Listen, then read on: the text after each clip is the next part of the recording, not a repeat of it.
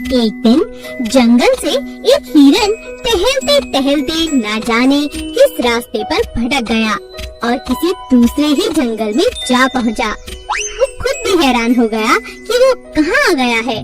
चलते चलते उसे रास्ते में एक बारहसिंघा मिला, जो देखते ही समझ गया कि हिरन उस जंगल में नया है। तुम तो इस जंगल के नहीं हो, तुम यहाँ कैसे आए? हाँ भाई, मैं अपने जंगल का रास्ता भटक गया हूँ और वही वापस जाने का रास्ता ढूंढ रहा हूँ। ओह, ऐसी बात है, फिर तो तुम बहुत बड़ी गलती कर रहे हो।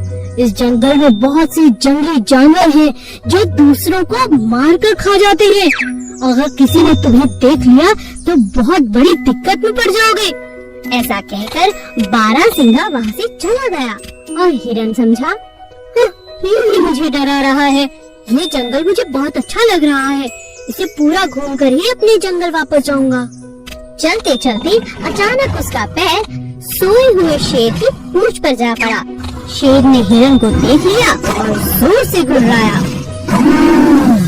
तुम्हारी हिम्मत कि तुम मुझ पर पैर रखो। डर के मारे हिरन की जान सूख चुकी थी। हिरन बड़ी तेजी से दूसरी ओर अपनी जान बचाकर भागने लगा। शेर भी उसके पीछे भागा। हिरन भागते भागते अपने जंगल के रास्ते को पकड़ लेता है, लेकिन शेर की रफ्तार के आगे खुद को नहीं बचा पाता। रास्ते में ही शेर उसे दबोच लेता है और खा जाता है। अब शेर को एक नए जंगल का रास्ता पता चल जाता है। शेर ने देखा कि नया जंगल बहुत बड़ा है और यहाँ बहुत से जानवर हैं। उसने आगे जाकर देखा जंगल में इतने सारे हिरन थे। उन सबको देखकर उसका मन ललचा गया। एक एक करके उसने सबको खाना शुरू कर दिया।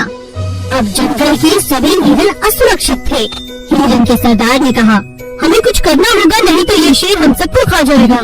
तभी एक छोटा हिरन कहता है, सरदार, मुझे लगता है हमें 15 दिनों तक छुप जाना चाहिए। हम सब 21 दिन तक भूखे रह सकते हैं, लेकिन मैंने सुना है कि शेर केवल 15 दिन तक भूखा रह सकता है। अगर हम 15 दिन झाड़ियों में छुपे रहे तो ये भूखा रहेगा और यहाँ से चला जाएगा। सभी उस बच्चे की बात को मान लेते हैं और 15 दिनों तक झाड़ियों में छुपे रहते हैं। जब 15 दिनों तक शेर को कोई हिरन नहीं मिलता तो वो अपने जंगल वापस लौट जाता है।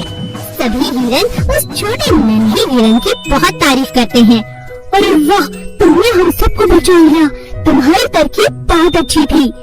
इसीलिए कहते हैं समझदार कोई भी हो सकता है, बड़ा भी और छोटा भी।